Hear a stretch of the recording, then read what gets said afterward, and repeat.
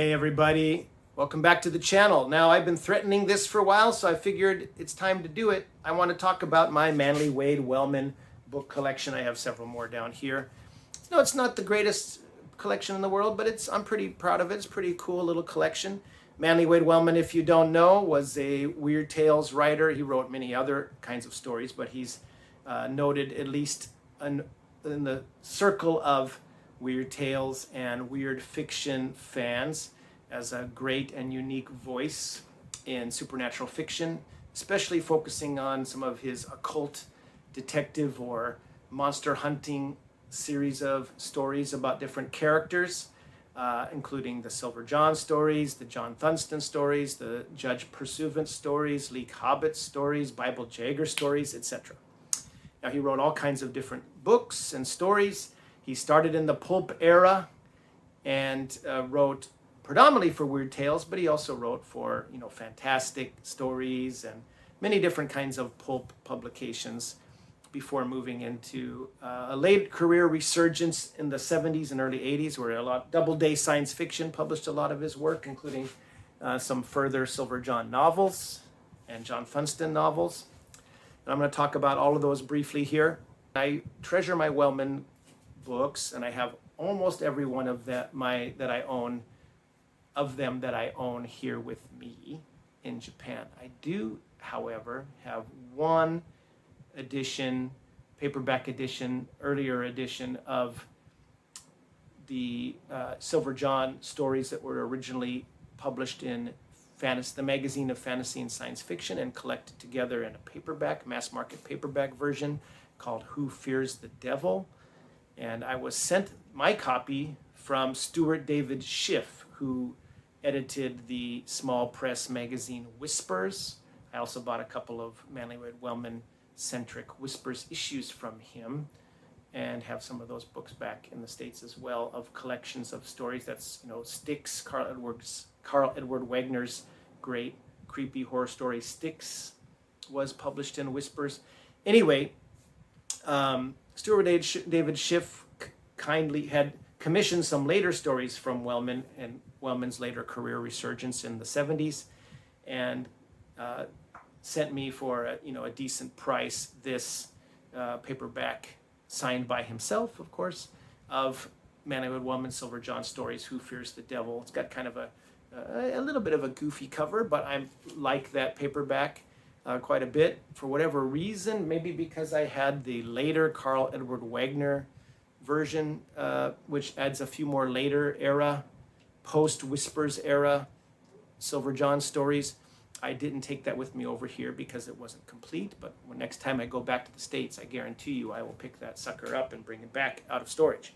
So I'll start with some of the paperbacks I have first. So I have this Bain Books with a foreword by David Drake and edited in with an introduction by Carl Edward Wagner of John the Balladeer. Now I know their Valancourt Press has put out a nice, slightly larger trade paperback edition of basically the same exact edition as this.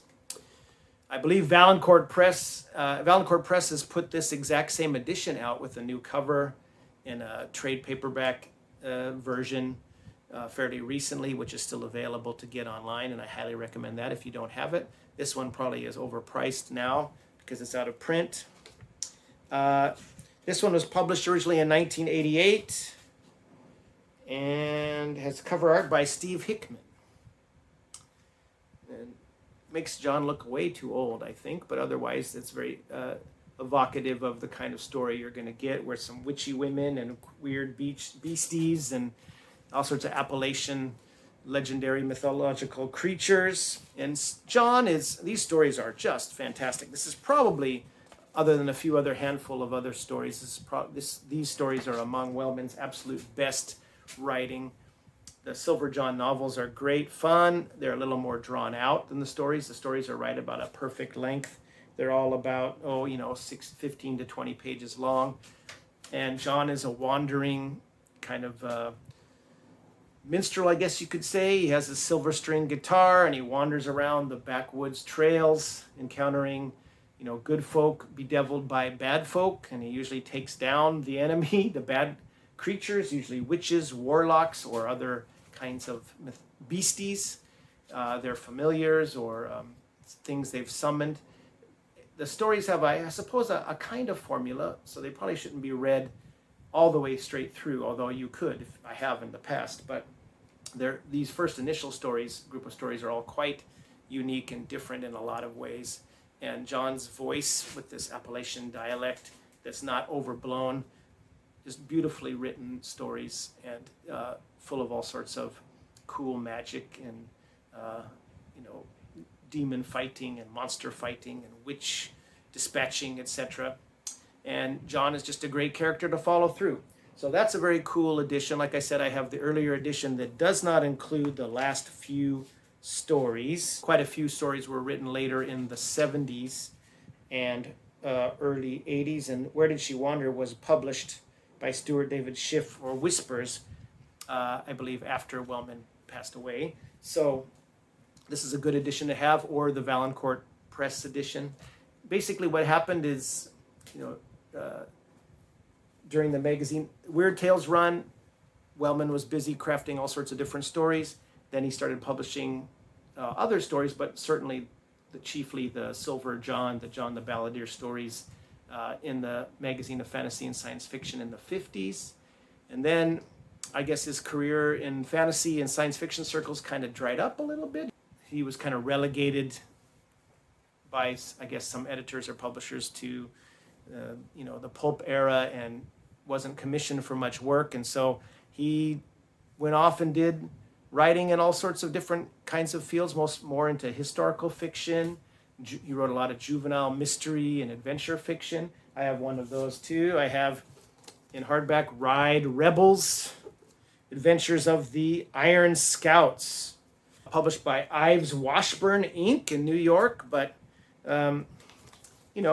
this seems to be juvenile historical fiction. It's got some cool art in the front here. Adventures of the Iron Scouts. This was published in 1959, so kind of by the end of the 50s into the 60s, he was writing a lot of these juveniles, like the Haunts of Drowning Creek and Wild Dogs of Drowning Creek. Those were some kind of juvenile mystery stories. I'd love to have those. Rebel Male Runner and Raiders of Beaver Lake, Mystery of the Lost Valley, The Ghost Battalion, Lights Over Skeleton Ridge. Anyway, maybe for the same publisher, he turned his quite prodigious writing skills to the juvenile and young adult market. But fans of his from the new era of fans coming in, like David Drake or Carl Edward Wagner or Stuart David Schiff, Ramsey Campbell, and others who befriended him towards the end of his life, started bringing Wellman back. And he got this contract with Doubleday Science Fiction and started publishing more and more Weird Tales again, which was great. Now, he started writing these Silver John novels. He brought back Silver John for some stories, some extra stories, which were printed in small press and other places, and those were added on into this edition. But he also started writing some new novels. He wrote 5 Silver John novels. Now, as you can see, these paperbacks have pretty brittle covers, and these are from Berkeley. So this is the second one, After Dark, where Silver John deals with Wellman's race of alternate peoples, the Shawnikins, who are here before even the Indians, perhaps, and want to reclaim ownership of the earth. Again, I have this luckily in hardback as well as in the Haffner Press version. So that one kind of fell to pieces, and so did the third one, The Lost and the Lurking, which not only lost its cover, which I don't know where that went to, but also lost the back. And so, again, if you're looking for these in paperback, I wouldn't bank on those holding up very well for you. Luckily, the Hanging Stones, the 4th novel, the one that Nick at the Book Graveyard reviewed and named, I believe, his book of the year for, was it last year, 2024, 2023? I forgot which video he named this as number 1 book that he read for the year, but good choice, Nick. And this one, luckily, is still maintaining its shape. I'm glad that that's intact. The last paperback that I have here, I have a non-series book, more of a, I guess, an Appalachian hero mixed with science fiction. This is The Beyonders. And this is Trouble in Sky Notch. It all started when that picture painter Crispin came to town. Such a nice fellow, fitted in real well. Doc invited him to dinner. Slowly, Kimber square danced with him. And Slowly Kimber is the name of the female heroine in the book here. And he even got Captain Kimber to let him come watch a clan baptism ritual up in the hills. I hope that's not the Ku Klux Klan. It's spelled with a C, so I'm thinking it's Family Clan. Gander-eyed Gentry, that's our hero, Gander-eyed Gentry, who had his eye on Slowly, had his eye on Crispin too. Yet even he never linked Crispin with the creature he'd glimpsed in the hills, the thing that left a trail of burnt grass in its wake. And Crispin was an important part of the terror when the most down-to-earth of villages was menaced by something unearthly. Now, I also have another Wellman paperback, not here with me. I believe it's called Twice in Time, that he wrote with his son about Leonardo da Vinci and some kind of time travel story. And there's also some sequel to the War of the Worlds Wellman wrote with his son. Anyway, guy wrote a lot of stuff. Let's get to the hardbacks that I have now. Sticking to Silver John, which I know, again, Wellman hated that name, Silver John, that was given by his publishers at Doubleday, but he preferred just John. John the Balladeer probably would have been acceptable for him, but he did not like Silver John. Anyway, I kind of like it. The first Silver John novel, The Old Gods Waken. Now, again, I read this for the umpteenth time, I believe, end of last year. Excellent book. And this one, John, first novel, he basically is taking on some druids, these druid brothers who are trying to bring some old druidic gods back into power on Walter Mountain. And John's assisting some local people whose land encroaches on the land that the Druids have taken over. And he's assisted by a Cherokee medicine man called Reuben Manco, who's a real fun character, and shows up in a later John Funston novel, The School of Darkness. So this is probably, in my opinion, the best, or up there with The Hanging Stones is the best of the Silver John novels. Again, they're longer and more drawn out, maybe slightly more repetitive than you get in those short, punchy stories, but still excellent. And it's, Silver John. John is an excellent character to spend time with, just kind of an everyman guy. Doesn't really have any magical powers, but I guess his pureness of spirit, his use of, the little long lost friend, his kind of book of anti-evil black magic, a spell book he has, strumming the strings of a silver guitar. He's just such a forthright guy. He has just balls of steel. If there's something dangerous lurking around, he's just right out there looking for it, ready to confront it. And he goes mano a mano with it quite often. It's pretty cool. He's a lovable character as well, very straightforward guy, likes and respects people, gives them enough rope, open-minded to get new ideas. He's not schooled, but he's open-minded and very intelligent in his own way, and takes in all that he hears from more educated companions and applies it to his own hard-fought and hard-won knowledge. And he's what I assume, it's never stated, but it's mentioned he was a soldier in the war, so I'm assuming it was the Korean War. And he's just wanders around with his little pack, his Sugan sack, as he calls it, with his corn pone and a few things he needs, and his silver string guitar, and he's in his shirt on his back. Very resourceful character and lovable guy, and ready and able to take down anything he comes up against, which in After Dark is the aforementioned Shawnikins, this race of Wellman's kind of imaginary race of people that the Indians shunned and that live underground and have various magics, etc. And these are all published in, I believe, the late 70s, early 80s. See, After Dark, all published by Doubleday and Company. This was 1980, After Dark. I'm not quite sure what to make of this rather boring cover.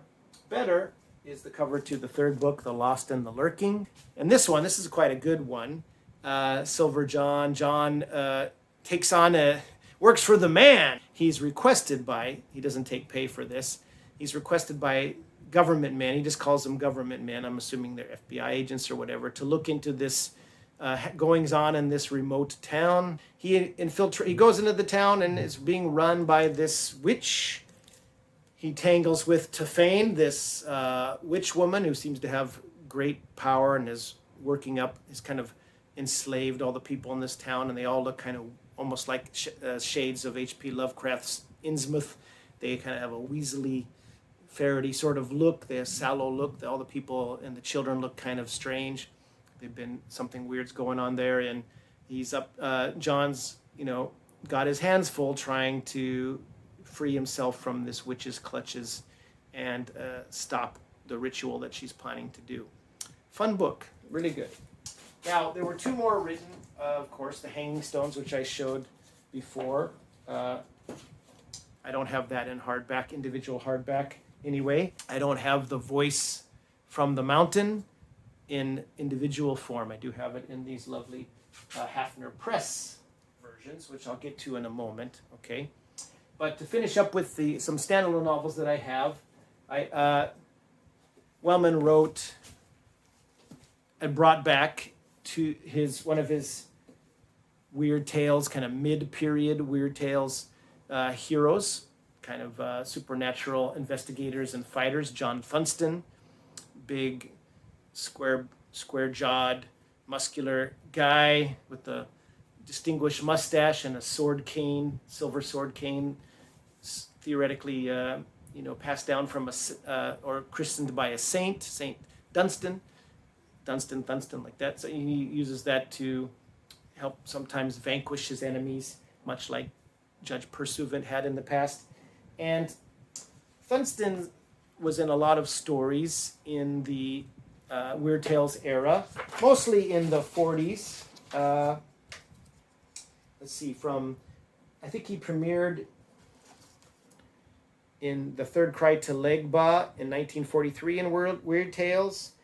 And the last story was The Last Grave of Lil Warren in Weird Tales 1951. So over that 8-year period, quite a few stories were published. And then there was one more, Rouse Him Not, published in a fanzine called Kadath number 5, and that was published in 1982 during Wellman's comeback later in his career. And besides the Silver John novels, the 5 Silver John novels in the late 70s and early 80s that Wellman wrote, he also wrote 2 John Funston novels. The first one, I don't have a dust jacket on this one. This is What Dreams May Come. Now this one is set in England, so Funston travels to England, and Funston's a different kind of character than John. He's much more, I guess, he's equally tough, but he's different. He's a kind of educated and a little more sophisticated, I guess you could say. But and the stories are written more in a kind of straight style than the vernacular laden, although still very smoothly written John stories. So Silver John stories, since he's also John. Anyway, this is an interesting one. This kind of has to do with I forgot the name of one of the towns in Britain that has the big chalk man up on the hill above the town. This is a similar sort of story where John Funston moves into one of the local bed and breakfasts there, or hotels, inns there, and investigates a kind of cult of people trying to summon an old god back, I think, an old druidic god in this village. Interesting book. Not up with the Silver John books maybe, but quite good. And also really fun is the second and last of the Funston novels, The School of Darkness. Now this one has Funston and his longtime lady love going to a college to give on a symposium about the occult, and so there's a bunch of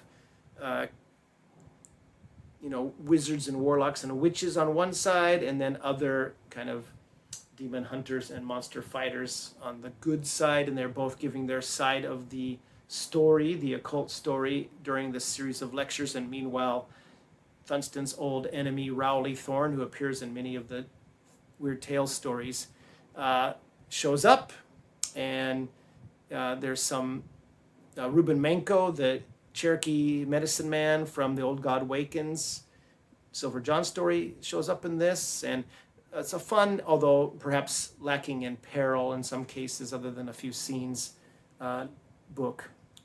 Wellman also wrote some historical, straight up historical work, Kahina.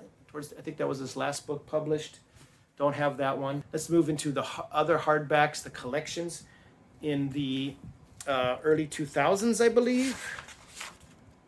Yeah. Nightshade Books in 2000 started releasing these complete collected works of Manly Wade Wellman, right? The selected stories of Manly Wade Wellman in a 5-volume set. I have the first 4 volumes, or the 5th volume, which brought all of the Silver John stories together, short stories together. I don't have that version because I had those stories in other editions. But let's go through these. So the first one, The Third Cry to Legba and Other Invocations. And these have, the occasional piece of art throughout. This first one collects all of the John Thunston and Lee Cobbett stories. The Lee Cobbett stories were all published in the 70s, I believe. Yeah. Oh, and the early 80s. So, as you'll see from the credits list, most of all of these stories, Weird Tales, right? Most of the Thunston stories were published in Weird Tales originally. And, that's a wonderful collection there. Now, Haffner Press did bring out their own John Thunston edition before the Silver John collection, the John the Balladeer collection, which collected the 2 Thunston novels and all the Thunston stories together in one volume. I don't have that one. It's out of print. Kind of kicking myself I didn't get it. I didn't really need it because I have those, but I should have got it just for completeness sake. Volume 2 is The Devil Is Not Mocked and Other Warnings. Okay. Now this one, and there's another interesting portrait of Mr. Wellman there. And this one has an introduction by Ramsey Campbell, and we got a lot from later in his career, a lot of 70s stories, as well as a magazine of science fiction and fantasy, and some Weird Tales stories. A lot of the stories that appeared in Worse Things Waiting, and again, I'm not going to talk about this much because I did earlier in my earlier video, which I'll link to here, but many of those stories from the Costa Press edition show up again in this book, as well as some of the later ones that were also collected in a double-day science fiction hardback called The Valley So Low, and that's extremely rare, that book. It was a limited printing, I think. I never did pick that up. I remember seeing that in a bookstore when it was first released, and I didn't buy it. Stupid. But anyway, I have those stories all in here in these various editions. Then we have Fearful Rock and Other Perilous Locales. And this has, I mentioned before, The Hairy Ones Shall Dance that Virgil recently reviewed. This is mostly, well, it basically collects the Judge Pursuant stories and the Bible Jager stories, the novellas, and again, another portrait of a younger Wellman. So we have Fearful Rock, Coven, Toad's Foot, For the Love of a Witch, which are all Bible Jager stories, and these are more Civil War or post-Civil War era stories. The Bible Jager shows up in 4 of those. And then we have the 4 Judge Pursuant stories, The Hairy One Shall Dance, The Black Drama, The Dreadful Rabbits, and The Half Haunted. I don't really know why this particular picture shows up in front of The Hairy One Shall Dance. Maybe Virgil can recognize this from the story. It's been a long time since I've read this story, and I can't remember it in any detail. I need to reread that again. Anyway, that has fewer stories, but they're longer stories. And then I have Sin's Doorway and Other Ominous Entrances. Again, each of these lovely leather-bound editions has, the kind of embossed picture of, or image of Manly Wade Wellman there on the front and the back. And this one collects, I don't believe this, this has an introduction by David Drake. The last one had an introduction, so some of Wellman's fans and friends gave introductions in these. This one had an introduction from Stephen Jones, who I believe was a British fan. And then this one has a David Drake introduction. And this has a whole bunch of stories, majority of which came from Weird Tales and some from the tail end of Wellman's career. And none of these, I believe, feature any of his regular occult detective or monster hunter protagonists. These are one-offs for the most part. Lots of, pretty much all of his, weird fiction, short fiction were collected in these editions. And, like I said, the John Funston stories were published by Haffner Press. I probably should do a video just for the Haffner Press John the Balladeer editions. But anyway, have cool artwork, a little more rockabilly artwork than I might have commissioned myself, but I think it's pretty cool. This is volume 1. And again, you got some, let me take this out of the dust jacket. And again, Stephen Haffner at Haffner Press puts out really excellent books. I highly recommend them. They're not cheap, but they're very well made with nice, binding and nice end papers and, interior artwork. A very nice and comprehensive list of all of the books that Wellman wrote, pretty much, as far as I can tell. That's a lot, right? And this has an introduction by Stephen Jones, again, interior artwork by Tim Kirk, and an afterword by Hedges Capers, and of course edited by Stephen Haffner. This edition has most of the Silver John short stories, including all the ones that were in the original collection, Who Fears the Devil. And it also has, they're putting these in publication order, I believe. It also has The Old Gods Waken, and you'll see that the title of the novels are in italics while the short stories are not. And then After Dark, the second Silver John novel, and that's where this edition ends. And again, just a really nice hardback collection.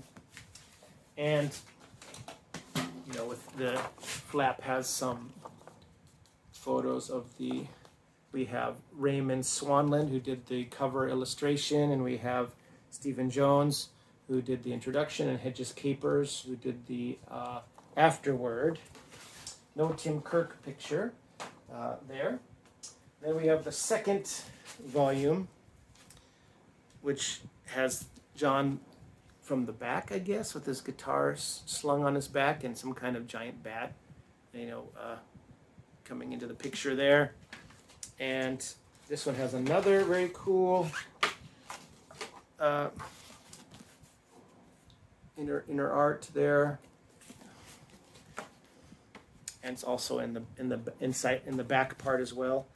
And this one has fewer stories because, of course, most of the stories were already included in the first one.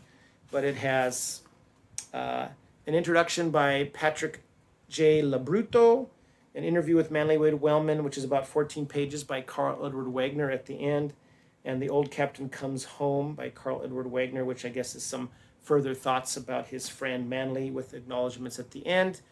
And of course, this has a few of the last stories Wellman wrote in his end of his life, plus The Lost and the Lurking, The Hanging Stones, and The Voice of the Mountain, which the fifth book is key for me because that's one I don't have in any format. So I'm very glad to have that. Nice new book smell as well. Okay, and along with my order of those two Haffner Press John the Balladeer volumes, I was sent this little chapbook that they produced, which was published from the Wellman estate. And this is a story which perhaps was never published previously by Wellman, Not All a Dream. And it's a fun little story, and there's also a poem in there too, I guess. It ends with a Lord Byron poem, which is interesting. But it's not a particularly long story. It looks like it's about 16 pages, but I haven't read this yet, but this is cool, kind of maybe found amongst his papers by someone, and was just thrown in there along with additional dust jackets to use either as posters or to replace the previous dust jackets for these editions. And the very last thing that I have to show you today, as I mentioned, Wellman wrote for other pulps, and this is a series of stories he wrote for, I guess the first story anyway, appeared in Amazing Stories pulp, and this is Manly Wade Wellman's Hawk the Mighty stories, Battle of the Dawn, the complete Hawk the Mighty. Now this looks like Sword and Sorcery, and I guess it's the closest thing Wellman ever wrote to that.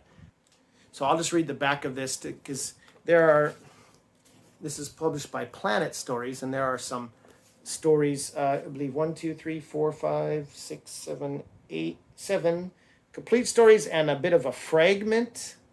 Battle in the Dawn, the name of this is the name of the first story, the name of this collection.